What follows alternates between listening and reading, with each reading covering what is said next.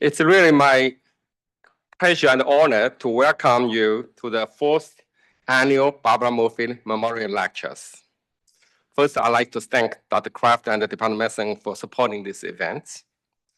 This is a very special occasion for us, for all of us to honor Barbara's memory. So even though most of us know Barbara pretty well, I just want to spend a few minutes remembering Barbara and what she means to all of us.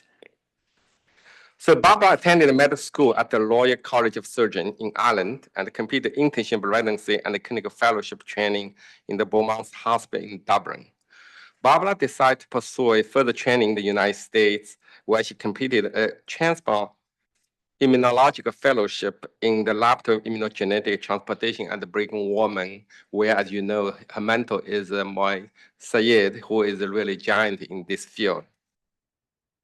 Barbara was recruited to the director of the transplant nephrology program at Mount Sinai in 1997, where she built the first, also one of the most robust transplant nephrology program in the country. In 2004, she was appointed chief of division nephrology at Mount Sinai, and during the next 8 years as division chief, under her leadership, the division experienced a rapid expansion in its clinical service training program and research funding. As all of us, I think a lot of people sitting in the audience, we all benefit from her leadership and the mentorship. Barbara was promoted to be chair of medicine in 2012. 1 year later, as we know, Mount Sinai underwent a massive expansion after merging with another large hospital system, and Barbara was instrumental in integrating the clinical and the training program, and became the first chair of Department of Medicine at the Mount Sinai Health System. As an international renowned academician, Barbara served as the president of the American Society of Transplantation, and was also the president-elect of the American Society of Nephrology in 2021, just before she passed away. So to my knowledge, Barbara was the only one to be the president for both large society.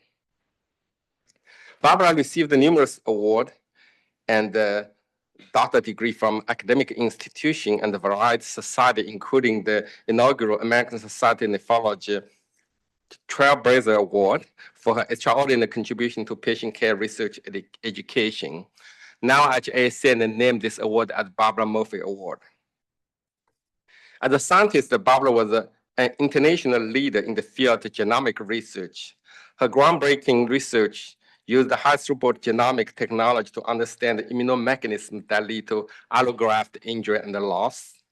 Under her leadership, 2 companies were also formed at Mount Sinai to develop AI-based tool to improve the CKD detection, management, and treatment. Barbara also was a great mentor. Numerous trainees from her laboratory went on to become founded investigator and assume the leadership position around the country. Moreover, during her time as chief of nephrology at Chair Medicine, Barbara was unwavering in her support of the 100 faculty, fellows, and the residents, including myself, who benefit enormously from her leadership and the guidance. So Barbara's brilliant professional achievements were remarkable, we all know. However, for those who had the great fortune to know her, it was not this achievement that made Barbara so special and beloved. She was a nurturing mentor who prioritized the personal happiness and the well-being of trainee and faculty in addition to their professional goals. Barbara is a humble person and a loyal friend with a lot human. We remember her forever. So now, in her memory, it's my distinct pleasure to introduce the 4th annual Barbara Murphy Lecturer, Dr. Jonathan Himmelfarb. Dr. Himmelfarb joined Mount Sinai in 2024 as a professor of medicine in the division of nephrology. Currently, he's the director of the Center for Kidney Research Innovation, we call the CKDI. Dr. Himmelfarb was recruited from University of Washington, where he served as the director of the Kidney Research Institute and also co-director at the Center for Dialysis Innovation. Dr. Himmelfarb has been an independently funded NIH investigator for over 30 years. Currently, he's funded by multiple NIH grants, has published over 350 peer-reviewed papers in high-impact journals. Dr. Himmelfarb is a pioneer in the field of kidney organoid. They built the first kidney-on-chip microphysiological system to test the drug toxicity. They also developed a tissue-on-chip system to study organ crosstalk. He's a leader and a contact PI of NIH-funded called Kidney Precision Medicine Program, we call KPMP.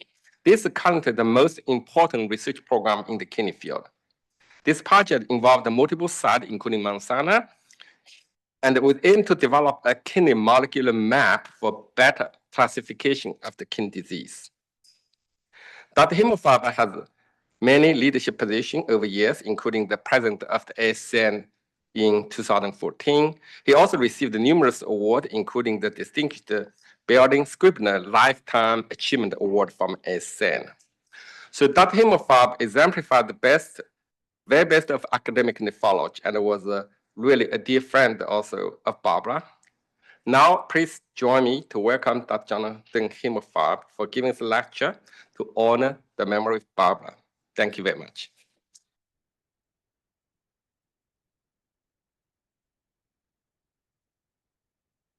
Thanks so much, Dr. He, for the kind words.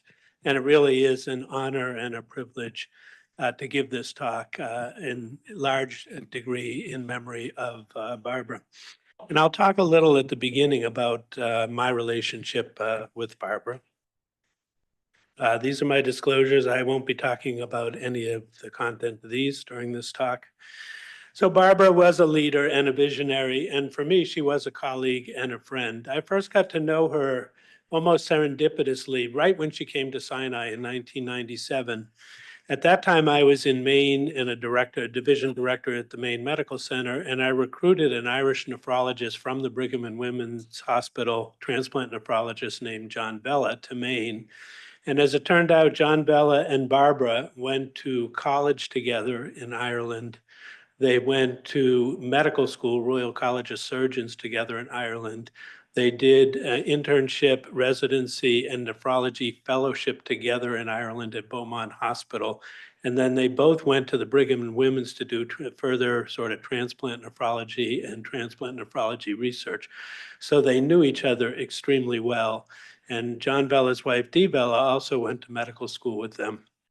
So starting around that time when I recruited John Bella to Maine, Barbara was very close to John, and she started coming up to Maine every summer. And for about a decade, she would come up to Maine, and sometimes she would bring her lab, sometimes she would come by herself. She'd stay for a few days or stay for a week.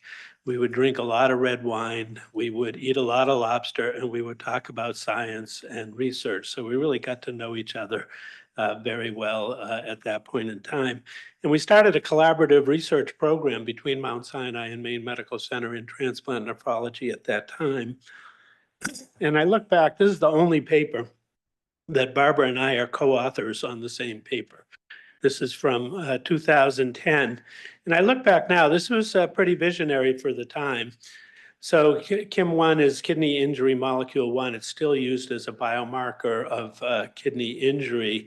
And this was a transplant study looking at histopathology of procured organs and looking both at protein and transcript. Transcript in those days was RT-PCR for KIM1, as well as urinary KIM1, and then looking to see if the graphs functioned right away. And it was sort of surprising that there was no correlation at all. But this mapping of biomarkers in tissue and biomarkers in urine to clinical outcomes back 15, 20 years ago was really early to be doing this kind of work. And we got to know each other quite well. When she became a division chief for the first time, she called me and said, I need a primer on the economics of dialysis. I know nothing about dialysis, and now I'm a division chief. And so we had a series of phone calls because I knew a reasonable amount about dialysis, regulatory and infrastructure and economics. But by the third call, she was peppering me with questions. And by the third call, she probably knew more than I did about regulation. And she definitely knew more about the peculiarities of New York City and dialysis units and all the regulations around that. And then shortly after that, my daughter was living in Brooklyn after graduating college and debating whether she wanted to go to medical school. So I called Barbara and said, could you look after her and be a role model and kind of show her around? And for a month, a full month, Barbara had her come to Sinai, took her into the clinics, took her into some of the sessions with medical schools, took her into her lab, something I really appreciate. And now my daughter is an academic ID doc out in Seattle. So we had this sort of long-standing friendship over the years. But I really also want to talk about the relationship to the ASN. And this is really kind of an elegy for me. So as Dr. He mentioned, 2014, 2015, I was the president of the ASN. And when I finished the term and became the immediate past president of the ASN, one of the important roles of the past president is to solicit candidates who go on the ballot to be elected to the ASN Council and be a future ASN president. And the first person I called was Barbara. And I said, Barbara, you have to run. You would make a fabulous ASN president. And we had a long conversation, and she was very reluctant. She said, Peter, who's here, and I have adopted a child. Sinai is really busy. I'm really, really busy there. There's a lot going on. I really don't think I have the time for it. So I said, Barbara, don't say no. It's not a lot of work. It would be a lot of fun. Think about it for a week and I'll call you in a week. So I called her a week later and she said, yes, put me on the ballot. So she was on the ballot, she won, she became an ASN counselor. A year later, I saw her at a meeting and I went up to her and she gave me this hostile glare stare, which she was very capable of. And she said, you told me it wasn't going to be a lot of work. And then she turned around and walked away. That was the only thing she said to me. And then a year later, I saw her again in a meeting and she was all smiles and she came up to me and said, thanks, I'm really enjoying it. And you can see this is the ASN Council. The meetings are not always quite like this, but you can see she was having a good time with the ASN Council. And the person under the rabbit ears there is Sue Quaggan. Sue is also a visionary leader in medicine and is currently the chair of the Department of Medicine at Northwestern in Chicago. Sue Quaggan was slated to be the president of the ASN in 2021 and Barbara to follow her in 2022. And of course, this picture was probably taken by who's in it probably around 2020, and then Barbara got sick. And Sue, and it really was tragic, and Sue became the only person ever to serve a 2-year term as the ASN president because, as you know, Barbara passed away in 2021. So there are a lot of different ways you can remember Barbara. You can remember her as being really tough. You can remember her as being serious and businesslike and organized, but I kind of prefer remembering her. She could be a lot of fun, and I prefer remembering her as in this picture here. So now on to precision kidney medicine. And I'll start with a slide from another leader, another visionary leader in American medicine, Margaret Hamburg.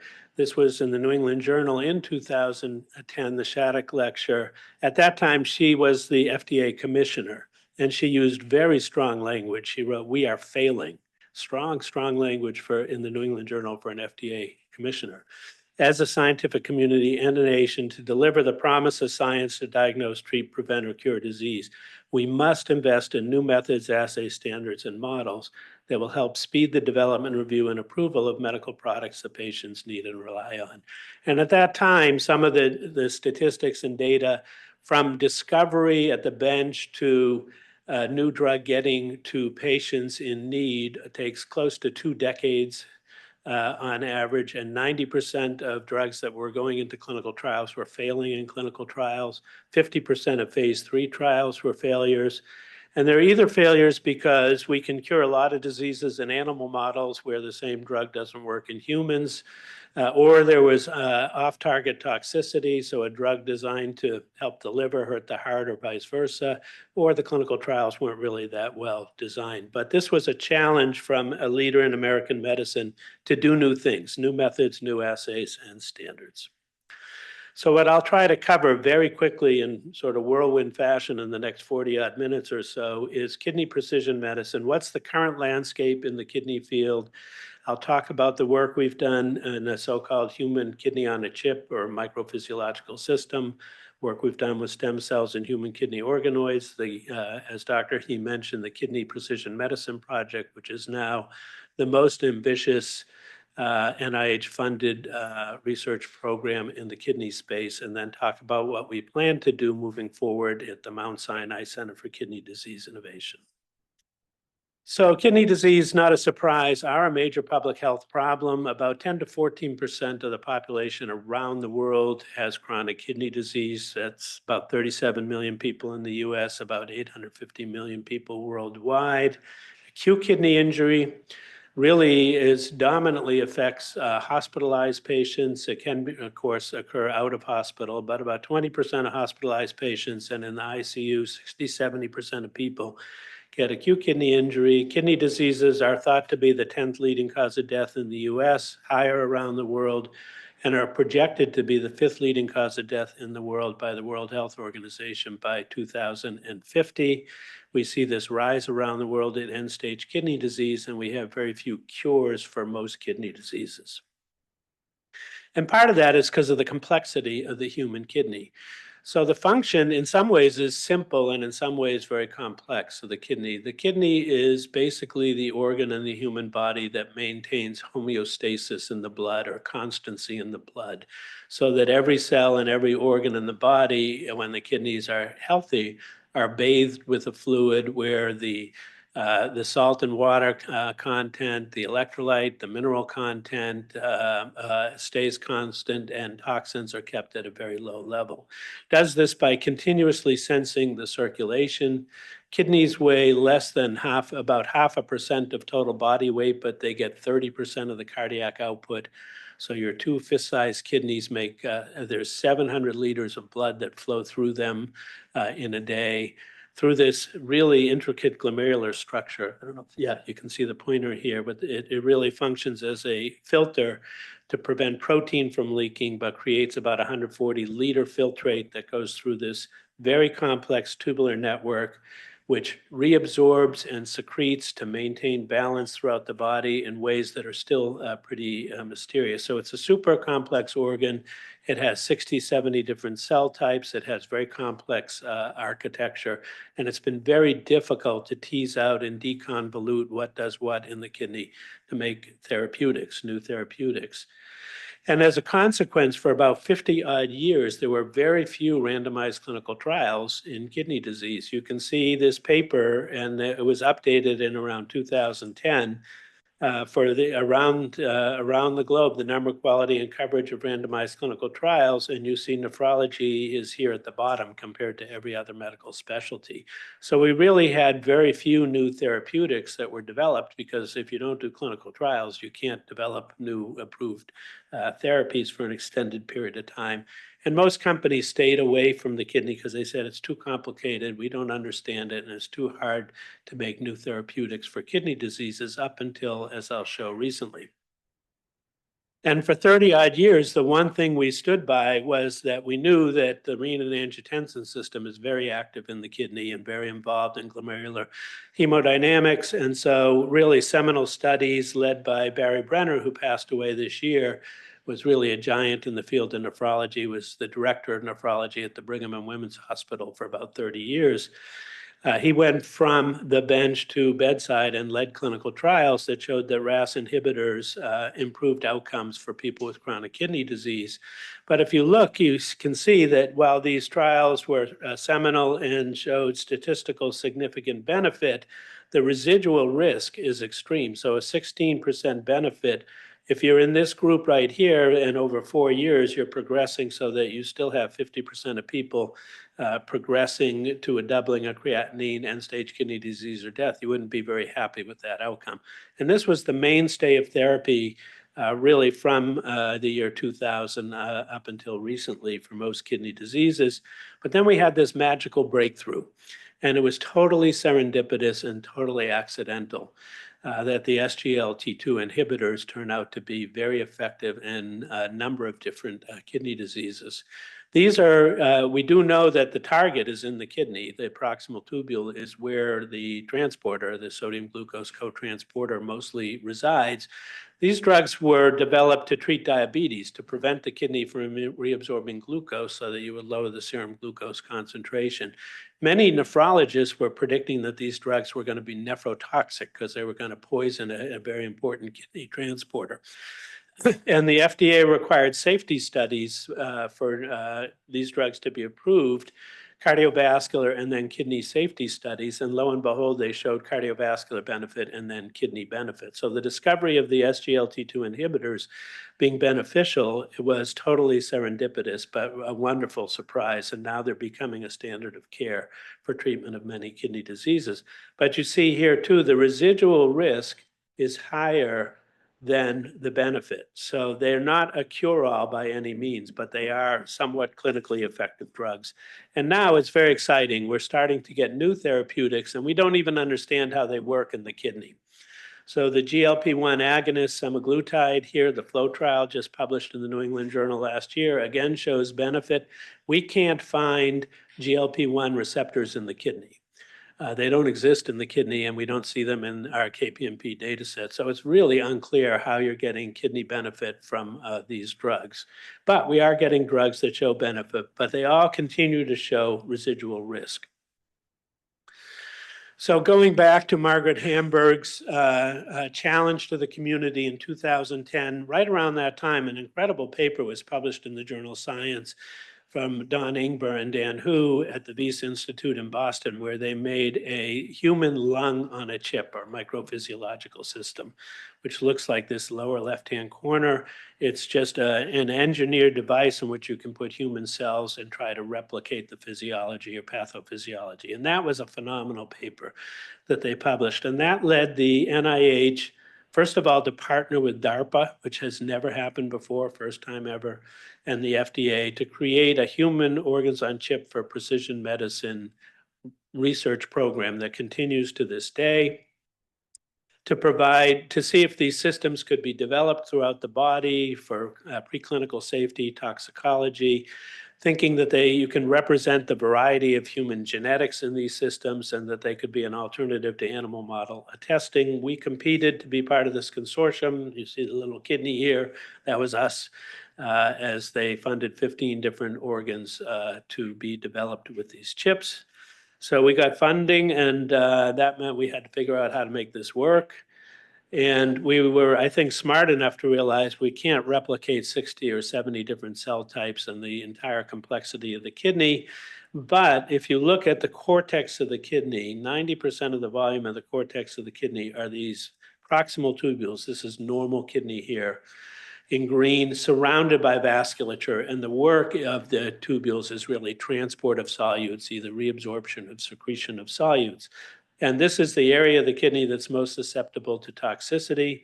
So we thought if we can model basically the proximal tubule cells and the peritubular vasculature, then we can create a model of the proximal tubule, and that would be very useful, especially for understanding nephrotoxicity. And we use these little nifty little chips. This was the first generation. At this time, I was at the University of Washington, and there was a company called Nordis that had been spun out of the university. They had 5 employees out of bioengineering at UW. They were being incubated on the UW campus. And they made these chips here, where in this space here, which is about 1,000th the size of a drop of water, you can bioengineer a cylindrical structure. And you can perfuse it luminally, and you can perfuse it this way luminally and cross-perfuse it here to mimic nutritional delivery, as well as lymphatic flow. And you could bioengineer little structures here. And then as time went by, they made more sophisticated chips, and then they ran out of money. And about a year ago, they went bankrupt. So we can't use their chips anymore. Now we make our own. But we used that system, and it took 2 years and about 10 people and learning all the parameters before we learned how to successfully bioengineer these tubules, these human proximal tubules on chip. And we were able to show that we could replicate every physiological function and response to physiological change in these chips that you would expect to see in a human kidney. So these bioengineered proximal tubules really function like human proximal tubules would inside the body. A little digression, I was giving a talk once in Brazil, and they literally had a helicopter land next to it with army guys coming out and phenomenal noise, and I just kept talking through it. So we also wanted to, and I should point out here that the two people who led this, Ed Kelly and Kathy Young, were assistant professors when we started this, and they're both now tenured full professors at the University of Washington in the School of Pharmacy. They've been super great collaborators the whole time. And Ing Zhen is this phenomenal bioengineer and vascular biologist in bioengineering at UW. When we started working together, she also was an assistant professor, and now she's a full professor in bioengineering at UW. But she was able to bioengineer these vascular networks. And this here is a micrograph, again, of the human cortex. The blue are the nuclei and the tubular cells, and you see every tubule is surrounded by these vessels. And they have really two types of cells, endothelial cells, and they have so-called pericytes or perivascular cells, and they control the microcirculation and the function, which is transport of the proximal tubule. These are the bioengineered networks she can make, and you can see they almost exactly, and these are with human peritubular microvascular endothelial cells and pericytes. So we could really mimic the vasculature of the kidney. And then more recently, she's been able to, using a new technique called subtractive manufacturing, a type of 3D printing, model the structure function of the human glomerulus of the vasculature and starting to build out essentially a human glomerulus on a chip. So armed with these tools, it took years to develop. We then said, what we want to do, here was the paradigm where the kidney gets injured in a lot of different ways, different cell types get injured, but it's really the response to injury that determines the outcome. You can either go down in response to injury, a pro-inflammatory, pro-fibrotic process, and then you're going to get chronic progressive disease. But there can be reparative processes, and there can also be regenerative processes. And we asked the question, could we model that and come up with biomarkers for these processes in these in vitro systems? And the answer was yes. We published a series of papers that showed that induction of cellular heme oxygenase 1, that virtually every single known nephrotoxin upregulated heme oxygenase 1 in vitro in these systems.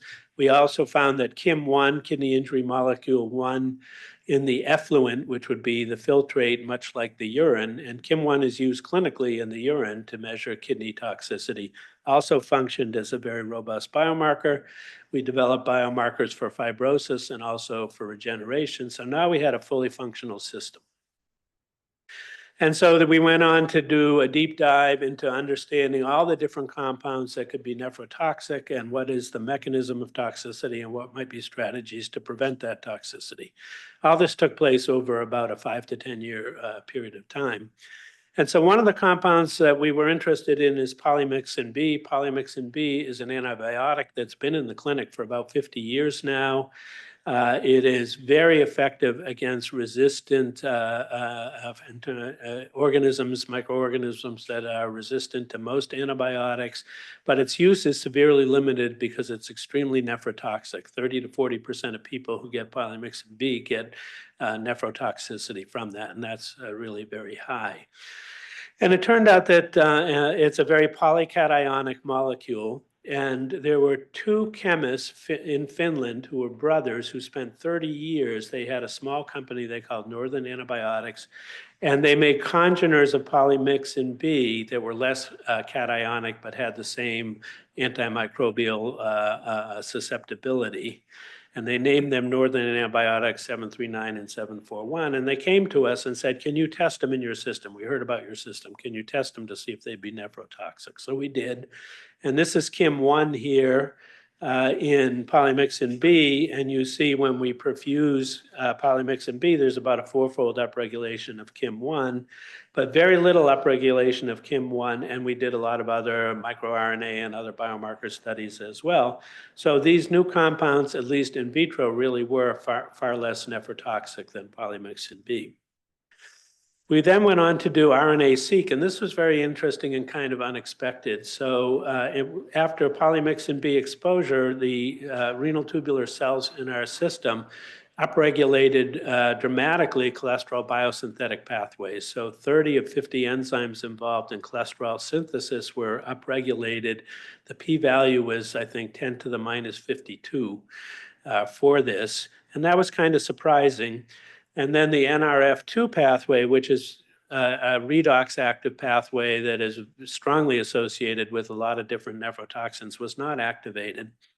And we compared that to cadmium chloride, which is also nephrotoxic, a heavy metal that's nephrotoxic. It had no effect whatsoever on the cholesterol biosynthetic pathway, but did dramatically upregulate the NRF2 pathway. So presumably cadmium chloride induces oxidative stress, but there are different pathways involved in polymyxin B toxicity. Clinically, if you gave either of these drugs, the GFR would go down, the creatinine would go up, and if you measured Kim1 in the urine, it would go up, and you wouldn't be able to distinguish them. So that upregulation of cholesterol made us synthetic pathways think maybe that the mechanism of action of toxicity of polymyxin B being very polycationic was that it disrupted the lipid bilayer in the cell membranes. The aminoglycosides are also polycationic, and the more cationic the aminoglycoside, the more nephrotoxic it is. So we said after this, well, let's measure cholesterol in the effluent. And yes, after polymyxin B, cholesterol is actually being synthesized and also being present in the filtrate or effluent, which would be similar to the urine. And then we did surface plasmon resonance with both the polymyxin B and these novel compounds and found that, yes, the more polycationic polymyxin B integrates more into a lipid bilayer and disrupts the lipid bilayer. So we really came up with a novel mechanism of nephrotoxicity and showed that all nephrotoxins aren't really the same. So what happened then is these two chemists who started Northern Antibiotics, after these data, sold their company to a larger pharmaceutical company. That company then did early stage clinical trials and showed that yes, in vivo in humans, these two congeners of polymyxin B are much less nephrotoxic, but then that company shelved further development because they thought there's not a big enough market to justify the extent of all that would go on in drug development, which is another challenge in the field of drug development. But proof of concept, we showed that these really could identify pathways, mechanisms, and be useful for predicting what might happen in clinical trials. We did this work for about 10 years or so and got a reasonable amount of publicity for it, but by far we got much more publicity for the work we were doing when NASA and the Center for Advancement of Science and Space got interested in our kidney on a chip. NASA and CASIS are very interested in accelerated aging in space, as well as astronauts get kidney stones and what could be done to prevent that, because that's mission critical when there's no lithotripters up on the space station. So they funded us to do a number of different projects with our kidney and send our kidney on a chip onto the International Space Station. And this generated not necessarily the best science, although we did get, we'll have 4 papers published in the leading journal, the Nature journal, called MPJ Microgravity. But we got a lot of publicity and it was a lot of fun. This is Christina Koch, one of the astronauts working on our kidney on a chip. And you can see These are not scientists, and they work in a hood with gloves. You got to make your system such that they can operate it. Very different than on Earth with skilled people who do this every day in a fume hood. And I did get to go to Cape Canaveral and see the launch of the rocket that had our chip on it. So this was kind of fun. So I'm going to switch gears now from, and I will say that all that work was done with primary human cells. They either came from organs that were not used for transplantation and discarded by organ procurement organizations, where we sourced the tubular epithelia and the endothelia, or from people who had a circumscribed renal cell carcinoma or were having a nephrectomy, and with consent, the rest of the kidney we used to generate these cells. And using primary cells, they're very mature and there's a lot of advantages, but there are also disadvantages. And so I'll turn now to what we've done with inducible pluripotent stem cells and kidney organoids. And this is a picture of Benjamin Friedman, young scientist who really was a pioneer in this field. This paper in December of 2015, 3 papers came out in Nature journals, this being one of the 3, for the first time ever, showing how a sort of concoction that you can use to turn a pluripotent stem cell into a kidney organoid. And these organoids that are made from stem cells have the same basic architecture as the human kidney, but they're not mature and the cells are not mature. So they bear some semblance, they're a model, but they're not a replicant of the human kidney, but they are very useful as a model. And I was fortunate enough or smart enough to recruit Bino Friedman from Harvard and the Brigham to University of Washington when he was in the 2nd year of his career development grant. And he had just published this paper. And he's really done phenomenal work. And this is, to me, this is almost space age. But urine samples have live cells. Every urine sample has live cells in it. And you can now take a urine sample and reprogram those cells into pluripotent stem cells and make a kidney organoid. So we can now make a kidney organoid from a urine sample. So we have a protocol where for people with a variety of different genetic diseases around the world are sending their urine samples and we biobank them and we can make kidney organoids from them. This is, again, happening at the University of Washington, where I came from about a year ago. And Dr. Friedman's had a particular interest in polycystic kidney disease. This is a disease that affects about it's an autosomal dominant disease. It's a compound heterozygous disease. It's a little complex, but it affects 1 in 1,000 people in the world. It's the most common genetic disease in the world that has an end organ phenotype. And the reason is that most people don't start getting kidney failure until their 30s, 40s, or 50s. So it's long after they have reproduced. So nephrologists often will take care of 3 or 4 generations of people. And it's autosomal dominant, so 50-50 inheritance. And we don't have these genes, the 2 genes that are involved, polycystin 1 and polycystin 2, were both cloned about 30 years ago. And I remember thinking when I heard that, oh, good, we're going to have therapies for that. Polycystin 1 is a complicated molecule. It basically looks like an orphan G protein coupled receptor. Polycystin 2 is a cation channel. They form a complex in the cilia. But 30 years later, we don't have a good therapy. There's only one FDA-approved therapy, tolvaptan, which is really kind of indirect. It's a vasopressin antagonist. It is modestly effective and has a lot of side effects, and most patients still don't use it. So there's a huge unmet need for therapeutics for polycystic kidney disease. So what Dr. Friedman did is take the kidney organoids that he made and early on used a genome editing CRISPR-Cas9 to edit out either polycystin 1 or polycystin 2, the genes PKD1 or PKD2, and he got a cystogenic phenotype from this, and it's really quite remarkable. So here, I'll show a little movie here, and you can see over here, this is an organoid. This is time-lapse photography. This is over weeks. And boom, you see this, you can see biophysically how a cyst pops out from the organoid. And Nellie Cruz, who was a postdoc in the lab, who's now has her own lab over at Memorial Sloan Kettering, developed a way to increase the cystogenesis rate in the mutated organoids up to 70 or 80%. And that allowed for high throughput screening. And so the next step was to develop a high throughput screen to test various drugs for polycystic kidney disease. And lo and behold, with that screen, we found a new pathway that involved the cytoskeleton, actin myosin, non-muscle myosin, that seems to be involved in polycystic kidney disease. In 30 years, this had never been examined as a pathway important in PKD. We then went from the organoid model to a mouse model and showed that, yes, this non-muscle myosin was important and we could inhibit it, prevent cystogenesis in an animal model. And this is now going into early drug development. So again, it shows how these in vitro systems you can make new discoveries that hopefully can lead to new therapeutics over time.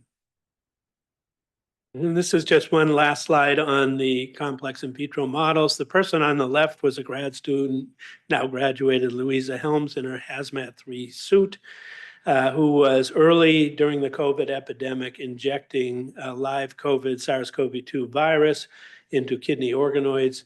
When COVID came around, the receptor for COVID, ACE2, was discovered by Penninger very early on. And ACE2, we know, is there's a lot of ACE2 in the kidney and especially in the proximal tubule. And many people who got seriously sick with COVID got acute kidney injury. And one of the questions was, is that due to direct viral contamination or in the kidney or incubation in the kidney? And so we did show that, yes, SARS-CoV-2 virus will get into proximal tubule cells. They will also get into cysts in people with polycystic kidney disease. And then another young investigator that we worked with at the Kidney Research Institute, a pulmonary critical care physician, had a protocol where he collected urine in the ICU from patients who had respiratory failure from SARS-CoV-2, who had respiratory failure from H. flu, and who had respiratory failure from bacterial infection, and then did a urine proteomics studies and found that there were 9 proteins that were differentially expressed with SARS-CoV-2 respiratory failure and sepsis compared to flu or a bacterial infection. And when we infected SARS-CoV-2 into the organoids, 8 of those 9 proteins were upregulated by qPCR in the organoid. So again, fidelity in an in vitro system to what you can find experimentally in vivo. We also worked with David Baker's group at UW. David Baker won the Nobel Prize this year in chemistry. He's really a genius when it comes to protein structure and function. And his group made a novel protein vaccine that binds the spike protein. And we tested it in our system and showed that, yes, we could inhibit the SARS-CoV-2 virus entering into the proximal tubule cells. So showing, again, utility of these complex in vitro models. So George Box was a biostatistician about 100 years ago, and he said, all models are wrong, but some are useful. And models are not the real thing, but they are useful. And I think these complex in vitro models now, we do have phenotypic models, and they do reveal a lot of the pathophysiology that maps to human disease. And they do constitute novel drug development tools, and they're suddenly being adopted by the FDA, the NIH, and the EPA. And now mandates are coming down that these models over time really should be reducing or replacing the use of animal models going forward. And then we've been funded continuously through NIH and NCATS. I think we're the only group funded continuously through this program. And we recently were one of the 4 groups funded to bring these complex in vitro models, the organoids and organs on chips, through the FDA qualification process as drug development tools. That requires a very high level of rigor and reproducibility. But once FDA accepts something as a drug development tool, it really catalyzes its use by industry because they can now use this very confidently in the drug development process. So we were the kidney center they funded.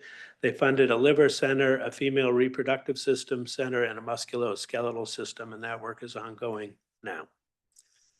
So now I'm going to switch gears for the remainder of the talk and talk about not a model, but if you want to have ground truth and you really know what's going on in the kidney in health and disease and response to injury, you have to look at the kidney, what's going on in the kidney. And Francis Collins launched this was 2015, his initiative on precision medicine. How do you get the right drug at the right dose to the right patient at the right time?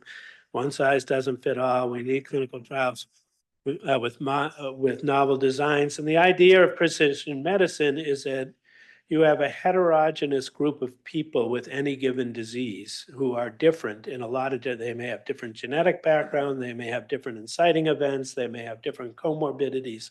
And when you use a drug that you think is going to benefit, let's say the drug might benefit the people in red or the people in dark blue, but your effect size, if you treat the entire population, even in a positive trial, might be 20%, which is what we see in those semaglutide and SGLT2 inhibitor trials, is about a 20%, sometimes a blockbuster drug will be a 25 or 30% effect size. But if you can deconvolute the population and only treat the people who are going to be responders to that given drug, you'll get about 100% response rate. So that's the idea behind precision medicine, is to treat learn what is the phenotype of a heterogeneous population, subphenotype within that population that would respond to therapy A versus B versus C. That's the idea, and the NIH 9 years ago now funded the Kidney Precision Medicine Project, which is a really ambitious project designed to identify new treatments by collecting kidney biopsies from participants with the common kidney diseases that are the public health problems, chronic kidney disease and acute kidney injury, make a kidney atlas and define disease subgroups. And here we are recruiting participants in this study who would not necessarily normally undergo a kidney biopsy on clinical recommendation.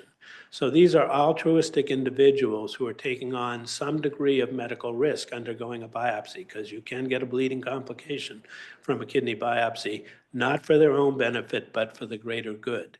And so we recognized that we had a high ethical bar and we had to have very strong core values in what we're doing for this study to be successful. And so the entire study, we call our participants the heroes of KPMP. We bring our participants to the meetings that we have. We give them standing ovations when they come to the meeting. We have panel discussions with our participants in the study. And we even have our participants ask the investigators questions, where the investigators are the panel. We focus on participant safety, and knock wood, the safety record has been extraordinarily good in this study. We have we engage the entire community of patients with kidney diseases, and we really do commit to very high ethical standards in this study. And part of that, what we're promising our heroes that are taking on medical risk altruistically, is the data quality will be as good as it possibly can be. And this will be open data science. We will make these data available to all investigators and everybody around the world who can use these data. It's team science. We really have this inclusive ethos. So the core values are something we focus on every day in KPMP.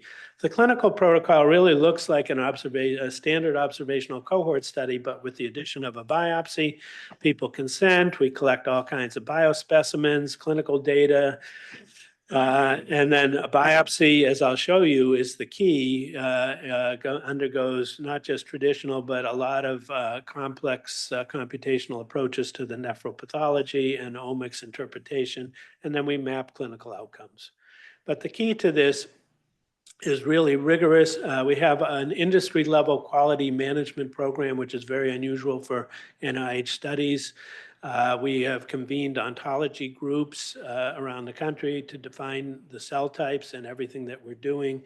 Very strong focus on metadata. Before we allow tissue to be interrogated, sites have to go through a 1 or 2 year process to show that they have the rigor and reproducibility and quality in what they're doing. And then these data are eventually QC'd, annotated, and curated, and then they're put into the public domain as soon as that happens for open data science. It is turning out to be a very successful study. We've recruited 600 participants. Target is 1,000 participants by the next 2 years. Knock wood, the safety record is extraordinary. And we're having a number of seminal publications. This publication was in the journal Nature a couple of years ago, the initial atlas. This was on only 42 biopsies. But basically, we were able to look at interrogate 400,000 different cells. And we were able to basically elucidate all of the different cell types that are in the kidney, but also cell states. So it's not just knowing what a cell type is with these different omics technologies, but is that cell in a healthy state, an adaptive or maladaptive state, define neighborhoods and niches within the kidney as well. So that was foundational, and now we've been able, using, again, computational approaches, to map the molecular trajectories here of a proximal tubule, let's say. When injured, does it go through it goes through an adaptive process that can either lead to successful repair or a failed repair, and degeneration, proliferation, and eventually fibrosis. And we're mapping the molecular trajectories from all of our transcriptional data, single cell, spatially resolved transcriptional data. We're also using AI/ML approaches to the nephropathology with first feature extraction and then segmentation to define now from whole slide images. You can look at every single, let's say, tubule, but every single structure in the kidney, and then have an AI/ML approach to computationally coming up with variables that you can now map the molecular data to the structural data, to the clinical data, to the biomarker, to the genetic data. And this paper is just published. This is the Atlas version 2, was just put out in bioRxiv 3 weeks ago now. It's been submitted to a high impact journal, but it will take a while to be fully published. But now we've taken it, instead of 40 biopsies, this is data from 300 biopsies and more different.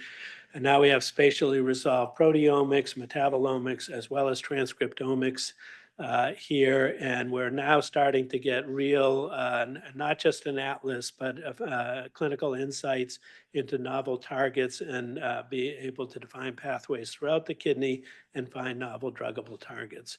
And again, we make these data available to the broad community. And we interact, we understand our responsibility with this data. It is foundational data, and it's the foundation for almost every group in the world is using these data now to design we talk to every biotech and pharma company in the world. They use KPMP data.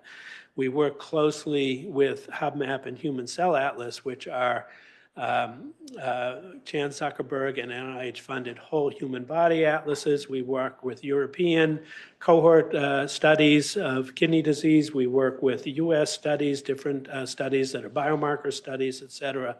We make our data available. We cross-work with the data to move the whole field forward. And we've designed on the web, you can go on the web and just Google KPMP, you'll come to the website, and we put tools on the web for a lot of different user personas, not just for heavy hitters, data miners, but we want these data to be useful for patients, for clinicians, ultimately, as well as all different kinds of researchers. And I mentioned that the data is being used. So we have 20,000 files of data. It's over 100 terabytes of data. For those of you who think in megabytes, 100 terabytes is 100 million megabytes. That's a lot of data. That is sitting here at Sinai on Patricia Kovach's Minerva supercomputer. This is the data repository since I moved to Sinai for KPMP.